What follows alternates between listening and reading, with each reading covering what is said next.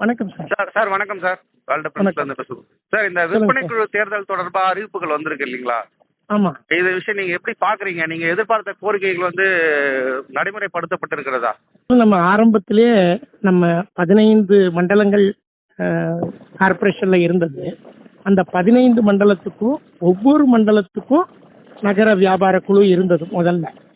அதுல ஒவ்வொரு நகர வியாபார குழுலையும் 14 பேர். இந்த 14 பேர்ல 6 பேர் சாலையோர வியாபாரிகள் பிரதிநிதிகள் எலெக்ஷன்ல தேர்ந்தெடுக்கப்பட்டு இருந்தாங்க.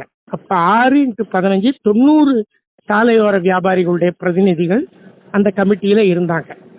அதற்கு பிறகு என்ன ஆச்சு அப்படின்னு சொன்னா, கோர்ட்ல சொன்னாங்கன்னு சொல்லி அவங்க என்ன பண்ணிட்டாங்கன்னா, இந்த 15 மண்டலத்தையும் ஒன்னாக்கி ஒரே தேர்தலை வச்சு அந்த 90 பேர் இருந்த இடத்துல வெறும் 6 பேர் இருக்கிற மாதிரி பண்ணிட்டாங்க.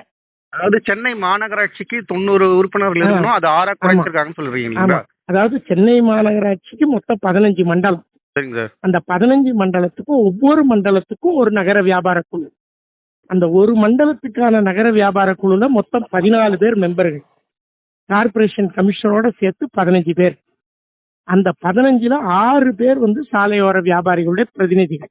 ஓகேங்க சார். அப்ப மொத்தத்துல பாத்தீங்கன்னா 15 × 15 225 பேர் கணக்கு வரும். அதுல சாலையோர வியாபாரிகள் பிரதிநிதிகள் பாத்தீங்கன்னா 15 × 6 90 பேர் இருந்தாங்க. சரிங்க சார். அது என்ன ஆச்சுன்னா, கோர்ட் ஒரு வழக்குல சொன்னாங்கன்னு சொல்லி இவங்க என்ன பண்ணிட்டாங்கன்னா, எல்லா மண்டலத்தையும் ஒன்னாக்கி ஒரே தேர்தலா நடத்தி 6 பேரை மட்டும் தேர்ந்தெடுத்தாங்க. அந்த மாதிரி ஒரு ஸ்டேட்மெண்ட் கொடுத்ததுக்கான ஏதாவது எவிடன்ஸ் இருக்கா சார்? இருக்கு. கோர்ட்ல என்ன கேட்டாங்கன்னா, இதுக்கு முன்னாடி ஒரு வழக்குல கோர்ட்ல என்ன கேட்டாங்கன்னா, இந்த மாதிரி 15 மண்டலம் இருக்கு, அந்த 15 மண்டலத்துக்கு தலைவர் யாருன்னு கேட்டாங்க. அப்ப 15 மண்டலத்துக்கும் கார்பரேஷன் கமிஷனர் தான் தலைவரா இருக்க முடியும் அதுல. ஆமா சார். அப்ப 15 மண்டலத்துக்கும் ஒரு கார்பரேஷன் கமிஷனர் தலைவரா இருந்தீங்கன்னா எப்படி இந்த 15 மண்டல கூட்டத்தையும் நடத்துவீங்கன்னு கேட்டாங்க. சரியா?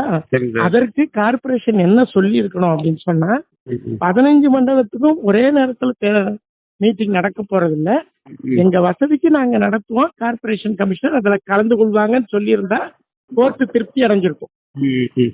ஏன்னா கார்பரேஷன் கமிஷனர் தான் கலந்துக்கணும்னு இல்ல, அதே டெப்டி கமிஷனரை அங்க வச்சு அன்னைக்கு நடத்த. இப்ப கமிஷனரே எல்லா விஷயங்களையும் பார்க்கணும் அப்படின்னு சொன்னா அது சாத்தியப்படாது. அவருக்கு சாத்தியப்படாதுன்றது கோர்ட்டு. அதனால அவங்க என்ன பண்ணிட்டாங்கன்னா, நீங்க அந்த கார்பரேஷன் கமிஷனர் 15 மண்டலத்துக்கும் ஒன்னா இருக்க முடியாதுன்னு சொல்லிட்டு கலைச்சிட்டாங்க. ஆனா அப்ப நாங்க என்ன சொன்னோம்னா, நான் சாலையோர வியாபாரிகள் தேசிய கூட்டத்தினால எங்களுடைய அனுபவத்துல என்ன சொன்னோம்னா, இப்ப கலெக்டர் மீட்டிங் நடக்கும் எல்லா இடத்துலயும். ஆனா கலெக்டர் தான் கரெக்டா அந்த இடத்துல இருப்பாருன்னு சொல்ல முடியாது. கிரீவன்ஸ் மீட்டிங் நடக்கும்போது என்ன பண்ணுவாரு, கலெக்டருக்கு பதிலா ஒரு ஆர்டிஓவோ அல்லது ஒரு டெப்டி கலெக்டரோ இருப்பாங்க. இது நடைமுறையில உள்ளதுதான். இத உடனே ஏன் கலெக்டர் தானே தலைவரா இருக்கணும், ஏன் அவர் இல்லைன்னு யாரும் கேட்க முடியாது. ஏன்னா அவர் டெபியூட் பண்ணலாம். அந்த மாதிரி இவங்க கோர்ட்டுக்கு வெளிப்படையா இந்த மாதிரி சொல்லலைன்னா கூட இவங்க என்ன சொல்லி இருக்கலாம்னா, இந்த மாதிரி கார்பரேஷன் கமிஷனர் அந்தந்த நேரத்துல நாங்க அட்ஜஸ்ட் பண்ணி தான் கூட்டம் நடத்துவோம்னு சொல்லிட்டு கோர்ட் விஷயத்த முடிச்சிருக்கலாம். ஆனா இவங்க அந்த மாதிரி பண்ணல. இந்த மாதிரி பண்ணாம இத காரணமா எடுத்துக்கிட்டு படாருன்னு இவங்களுக்கு ஒரே தேர்தலா நடத்தி முடிச்சு வெறும் 6 ரெப்ரசன்டேட்டிவ் சாலையோர வியாபாரி பிரதிநிதியா வச்சுட்டாங்க. இல்ல சார், இப்ப அந்த 15 மண்டலங்கள்லயும் உங்களுக்கு பிரதிநிதிகள் இருக்கும் பொழுது என்ன விதமான பயன்கள் இருக்கும்? இப்ப கலைக்கப்பட்டு ஒரே இதா இருக்கும்போது எந்த மாதிரியான ஒரு மொத்தம் கிட்டத்தட்ட ஆயிரக்கணக்கான தெருக்கள் இருக்கு சார், வியாபாரம் பண்ற தெருக்கள். சென்னை மாநகராட்சியில மட்டும். சென்னை மாநகராட்சியில இந்த 15 மண்டலத்துல பெரிய மாநகராட்சி இல்ல இது. அதனால 15 மண்டலத்துல கிட்டத்தட்ட ஆயிரக்கணக்கான தெருக்கள் இருக்கு. இந்த ஆயிரக்கணக்கான தெருக்கள்ல வியாபாரம் நடக்குது. இவங்க என்ன நினைக்கிறாங்கன்னா, இதுல சில தெருக்களை வியாபாரம் பண்ணக்கூடாத இடமா வச்சுட்டா இந்த டிராபிக் எல்லாம் கிளியர் பண்ணலாம். அதனால நோ வெண்டிங் ஜோன் சில தெருக்களையும், ஏற்கனவே வியாபாரம் பண்ணிட்டு இருக்கிற தெருக்கள்ல அப்படியே கண்டினியூ பண்ற மாதிரியும், இந்த நோ வெண்டிங் ஜோன் அறிவிச்சவங்களுக்கு வேற இடத்துல ஏதாச்சும் ஒரு மாற்று இடம் கொடுக்கற மாதிரி தான் அதோட திட்டம்.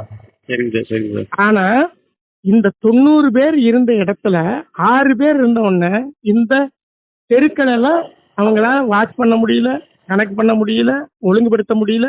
வெறும் 6 பேர் போய் என்ன செய்ய முடியும்? அவங்களும் சப் கமிட்டி அது இதுன்னு போட்டு இந்த 6 பேர்ல ஒருத்தரை ஒரு 3 மண்டலத்துக்கு, இன்னொருத்தர் ஒரு 2 மண்டலத்துக்கு அப்படிலாம் போட்டு பார்த்தாங்க. ஆனா அவங்க நினைச்ச மாதிரி நோ வெண்டிங் ஜோன் பண்ண முடியல, எதையும் பிரிக்க முடியல, எதையும் போய் அங்க போய் பார்த்து திருப்தியா பண்ண முடியல. ஏன்னா ஆள் இல்ல, வெறும் 6 பேர் தான் பிரதிநிதி. இல்ல இப்ப தேசிய ரோட்டோர வியாபாரிகள் சங்கம் சார்பா நீங்க என்ன மாதிரி இந்த இது எப்படி நாங்க என்ன சொல்றோம்னா, சாலையோர வியாபாரிகளுக்கான பிரதிநிதித்துவம் 6 பேருங்கிறது ஒரு மண்டலத்துக்கு ஒரு கமிட்டி இருந்தாதான் அதை கவனிக்க முடியும். நடைமுறையை கொண்டு வரணும்ன்றீங்க. அத மறுபடியும் அதே மாதிரி கொண்டு வரணும். நீங்க ஏன் இந்த மாதிரி கோர்ட்ல வந்து கேட்டதுக்கு நீங்க சரியா தகவல் சொல்லி அந்த 15 மண்டலங்களையும் மெயின்டைன் பண்ணாம கலைச்சு விட்டீங்க. இல்ல இதுல உள்நோக்கம் ஏதாவது இருக்குன்னு நீங்க கருதுறீங்களா? இதுல உள்நோக்கம் என்னன்னா, கார்பரேஷனை பொறுத்த வரைக்கும் 90 பேரை வச்சுக்கிட்டு அவங்கள சமாளிக்கிறது கஷ்டம். வெறும் 6 பேர்னா ஈஸியா சமாளிக்கலாம்னு முடிவு பண்ணாங்க, அவ்வளவுதான். சமாளிக்கலாம் மீன்ஸ் எந்த மாதிரி சொல்ல வரீங்க நீங்க? எந்த மாதிரினா, இவங்களால பிரச்சனை வராது, இவங்க ஏதாச்சும் அதை பண்ணுங்க இதை பண்ணுங்கன்னு இவங்கள்ட்ட கோரிக்கைகளை முன்வைக்கிறது தானே சார் பிரதிநிதிகளை கோரிக்கை வைக்கிறது தான் சார். ஆனா என்னன்னா, இப்ப அந்தந்த இடத்துல 6 பேர் இருக்கும்போது இப்ப நோ வெண்டிங் ஜோன் பண்றோம்னு வச்சுங்க, அந்த 6 பேர்ல 4 பேர் பண்ணக்கூடாதுன்பா, 2 பேர் பண்ணுங்கன்பா. அப்படி ஒவ்வொரு இடத்துலயும் பாத்தீங்கன்னா ஒரு 4 பேர் எதிரா இருப்பான், 2 பேர் தான் இருப்பான். மொத்தத்துக்கு 6 பேர்னா ஈஸியா பண்ணிடலாம்னு நினைச்சாங்க. இது நல்ல வாய்ப்பு தான். 15 மண்டலத்தையும் கலைச்சி விட்டுட்டோம்னா அந்த இடப்பட்ட நேரத்துல எங்கெங்க எவிக்ஷன் பண்ணலாம்னு ஐடியா பண்ணாங்க. அதெல்லாம் நம்ம தடுத்துக்கிட்டே இருந்தோம். வெண்டிங் ஜோன், வெண்டிங் கமிட்டி இல்லைன்னா கூட நீங்க எதையும் தொடக்கூடாது, வெண்டிங் கமிட்டியோட அனுமதி இல்லாம எதையுமே தொடக்கூடாதுன்னு நம்ம தொடர்ந்து போராடிக்கிட்டு தான் இருக்கணும். அப்ப இப்ப என்னாச்சு, இப்ப நம்ம சொன்னபடியே இன்னொரு வழக்குல இதோட அனுபவத்தை பார்த்தோன்னு இன்னொரு வழக்குல கோர்ட் என்ன சொல்லுது, ஐயா வெறும் 6 பேரை வச்சுக்கிட்டு அவங்களால மெயின்டைன் பண்ண முடியாது, இதனால எந்த வேலையும் உருப்படியா நடக்க மாட்டேங்குது, அதனால முதல்ல இருந்த மாதிரியே 15 மண்டலத்துக்கு 15 கமிட்டி வைங்க, 2 மாசத்துக்குள்ள எலெக்ஷன் நடத்தணும் அப்படின்னு சொல்லி கோர்ட் ஒரு தீர்ப்பு கொடுத்துருச்சு. சரிங்க சார். அதனால இப்ப அவசரமா இவங்க வந்து இப்ப ஆக்சுவலா இப்ப நடக்க போற விற்பனை குழு தேர்தல் வந்து ஒவ்வொரு மண்டலத்துக்கும் நடக்க போதுங்களா? ஒரு மண்டலத்துக்கும் 6 பேரை தேர்ந்தெடுக்கிற விற்பனை குழு தேர்தல் தான் நடக்க போகுது. இப்ப அந்த உறுப்பினர்களுக்கான அடையாள அட்டை, உறுப்பினர்களுக்கான அடையாள அட்டையில சில குழப்பங்களுக்கு என்ன குழப்பங்கள் இருக்குன்னா, உறுப்பினர் அடையாள அட்டை ஏற்கனவே முதல்ல கொடுத்தாங்க. அப்புறம் அதை 5 வருஷம் கழிச்சு 2017 கொடுத்த அட்டையை 2022 ரினியூவல் பண்ணாங்க. சரிங்க சார். அதுக்கப்புறம் சிப்பு வச்ச அட்டைன்னு கொண்டு வந்தாங்க. அந்த சிப்ல எல்லா விவரமும் இருக்கும். அந்த சிப்பு வச்ச அட்டைன்னு கொண்டு வந்து இந்த புதுப்பித்த அட்டைகளை சிப்பு வச்ச அட்டைகளா மாத்தினாங்க. சரிங்க சார். இப்போ முதல் தடவை எடுத்தவங்க 2வது தடவை ரினியூவல் பண்ணாம சில பேர் மாட்டிக்கிட்டு இருக்காங்க. அதுக்கான தீர்வு இல்ல, அவங்க போதிக்கிட்டே இருக்காங்க. சரியா? 2வது தடவை அட்டை வாங்கினது சிப்பா மாத்தி கொடுத்தாங்கல்ல, ஆமா, அதுல அந்த புதுப்பிச்ச அட்டையில சிப்பா மாத்தி கொடுக்காம நிறைய பேர் இருக்காங்க. காரணம் வந்து மாநகராட்சி நிர்வாகமா அல்லது மாநகராட்சி நிர்வாகம் தான் என்ன பண்ணலாம், அவங்க கரெக்டா பண்ணும்ல. அதாவது புதுப்பிச்ச அட்டைகள்ல சிப்பு வச்ச அட்டைகள் 3/4 பேருக்கு போயிருக்கு, 1/4 பேருக்கு போகல. பழைய அட்டையை புதுப்பிக்கிறது 3/4 புதுப்பிச்சிருக்கு, 1/4 புதுப்பிக்கல. அப்ப இதுல யாரெல்லாம் பாதிக்கப்பட போறாங்க? முதல் தடவை அட்டை வச்சிருந்தவங்க 2வது தடவை புதுப்பிக்காம இருக்கிறவங்க கொஞ்சம் பேர் இதுல ஓட்டு போட முடியாம பாதிக்கப்படுவாங்க. 2வது தடவை அட்டை வாங்கினவங்க, இந்த சிப் அட்டையா மாத்தாதவங்க. சரி, இப்ப இந்த உறுப்பினர்களை வந்து சேர்ப்பதற்கு ஏதாவது தகுதியில் நிர்ணயம் செய்யப்பட்டிருக்கிறதா? அதான் உறுப்பினர்கள் தேர்ந்தெடுக்கிறதுக்கு ஒண்ணு சாலையோர வியாபாரி பிரதிநிதியா இருக்கணும் அவரு. சரி, சரியா? எந்த இடத்துல வியாபாரம் பண்றாரு என்ன ஏதுன்னு கேட்டுதான் அந்த வேட்புமனுவை ஓகே பண்ணல. இப்ப இதுல என்ன வருதுன்னா, விற்பனை குழு உருவாக்கப்படும் போது அதுக்கு அதிகாரம் வழங்கப்படும். அந்த அதிகாரத்தை பயன்படுத்தி முறைகேடுகளில் ஈடுபடுவதற்கு சில அரசியல் கட்சிகளோ அல்லது தனிப்பட்ட இயக்கங்களோ முயலுகிறதுன்ற ஒரு குற்றச்சாட்டை வந்து வியாபாரிகள் வைக்கிறாங்க. அது வந்து எல்லா இடத்துலயும் அந்த மாதிரியான குற்றச்சாட்டுகள், எந்த கமிட்டி இருந்தாலும் அந்த மாதிரி அரசியல் தலையீடு இல்லாம இருக்காது. பொலிட்டிக்கல்னா இருக்கதான் செய்யும். ஆனா அதெல்லாம் இருக்கக்கூடாதுன்னு தான் இந்த வெண்டிங் கமிட்டி எல்லாம் சிஸ்டம் பண்ணி வச்சிருக்கான். இல்ல இப்ப அந்த மாதிரி விஷயத்த நீங்க எப்படி எதிர்கொள்ளுவீங்கன்றான் அவர்களை தடுத்து இதை வந்து ஒரு முறையா அதை எதிர்கொண்டுட்டு தான் இருக்கும். இப்ப உதாரணத்துக்கு ஒரு 400 வண்டி கொடுத்தாங்க. வண்டி கொடுக்கும்போது அந்த ஏரியா கவுன்சிலர்கள் எல்லாம் என்ன பண்ணாங்கன்னா, எங்களுக்கு வண்டி கொடுக்கணும், நாங்க தானே இந்த ஏரியா கவுன்சிலர் அப்படின்னு. ஐயா, இது வந்து மத்திய சட்டப்படி சாலையோர கவுன்சிலர்கள் வண்டி ஓட்ட போறாங்களாமா? அவங்களுக்கு தெரிஞ்சவங்களுக்கு வண்டி கொடுக்கறதுக்கு. அப்பதானே அவங்க பலனடைய முடியும். அந்த பொலிட்டிக்கலா அவங்களுக்கு இருக்கிற அந்த பவரை வச்சுக்கிட்டு அவங்க தான் பெரிய ஆளுன்னு காட்டணும்ல, அதுக்காக அவங்க பண்ணாங்க. அதுல அவங்களுக்கு 1-2 வண்டியை கொடுத்து அதை எப்படியோ சமாளிச்சு அந்த 400 வண்டி இஷ்யூ பண்ணியாச்சு. இந்த மாதிரி பொலிட்டிக்கல் தலையீடுகள் கட்டாயமா வரும். ஏன்னா உள்ளாட்சி அமைப்புகளும் இருக்கு இல்லையா, உள்ளாட்சி அமைப்புகளும் இருக்கு, பொலிட்டிக்கல் பார்ட்டிஸும் இருக்கு. இதெல்லாம் எதிர்கொள்றதுக்கு அந்த சாலையோர வியாபாரிகள் அந்த மத்திய சட்டத்துல எல்லா விவரமும் இருக்கு. அந்த குழு எப்படி நடக்கணும், எப்படி செயல்படணும்ன்ற எல்லா சட்டத்திட்டமும் மத்திய சட்டத்துல சொல்லியிருக்கு. அதை ஃபாலோ பண்ணாலே எல்லாமே சரியா போயிடும். இப்ப சட்டம் அதுக்காக தானே போடுறாங்க. இப்ப நீதிமன்றம் வந்து மண்டலம் வாரியா இந்த தேர்தலை நடத்தணும் அப்படின்ற சொல்லி இருக்கக்கூடிய விஷயம் உங்களுக்கு திருப்தியை ஏற்படுத்துகிறது இல்லையா?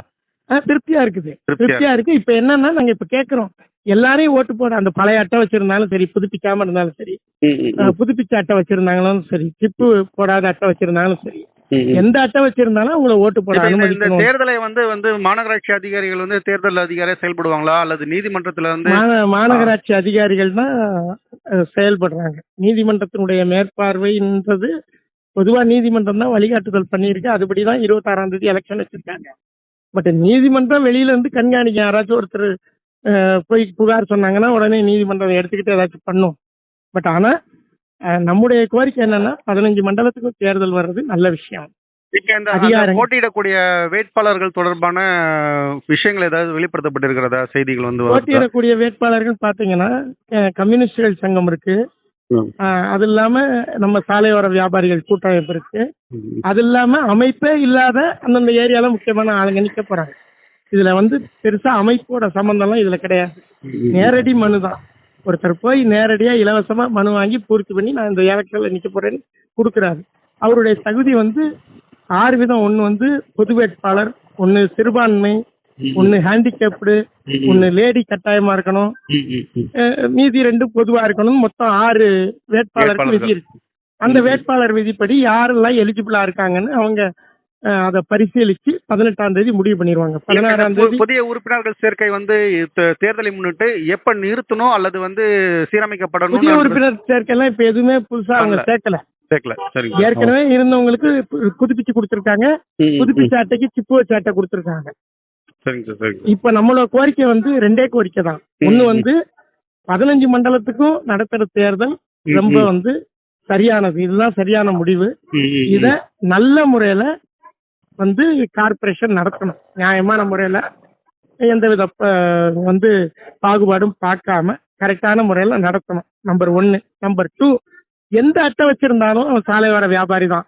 பழைய அட்டை வாங்கியிருப்பான், புதுப்பிக்காம இருந்தாலும் அவன் வாக்காளர் தான், புதுப்பிச்சிருந்தாலும் அவன் வாக்காளர் தான், புதுப்பிச்சும் சிப் அட்டை வாங்காம இருந்தாலும் அவன் வாக்காளர் தான் ஏற்றுக்கொண்டு எல்லோருக்கும் வாக்களிக்கக்கூடிய உரிமை. இந்த வாக்காளர்களுடைய ஓட்டு போடக்கூடிய இடம் அப்படின்றது எதை சார் அடிப்படையா? அவங்க ஒவ்வொரு மண்டல அலுவலகத்திலையும் அவங்களுடைய இருப்பிடமா அல்லது அவங்க விற்பனை வியாபாரம் செய்யக்கூடிய பகுதியா? வியாபாரம் செய்யக்கூடிய இடத்தை அடிப்படையாக தான் பண்றாங்க. அவங்க வியாபாரம் செய்யற இடம் தான் அந்த மண்டலத்துக்குள்ள எந்த இடத்துல வருதோ அதுதான் அவங்க வாக்களிக்க வேண்டியது. நல்ல சார், மகிழ்ச்சி சார். பல்வேறு பணிகளுக்கு இடையில் இந்த ஒரு முக்கியமான பல்வேறு விஷயங்களை பகிர்ந்துட்டு இருக்கீங்க. நன்றிகளை தெரிவித்துக் கொள்கிறோம் சார். சாலையோர வியாபாரிகள் சார்பில் இந்த தேர்தலை வரவேற்கிறோம். இந்த தேர்தல் நியாயமாக நடைபெற வேண்டும். 2வது, அனைவருக்கும் பாகுபாடின்றி வாக்குரிமை அளிக்கப்பட்டு அவர்கள் வாக்களிக்க அனுமதிக்கப்பட வேண்டும். அவ்வளவுதான் நம்ம கோரிக்கை. நன்றி சார். நன்றி சார். நன்றி. தேங்க்யூ. தேங்க்யூ.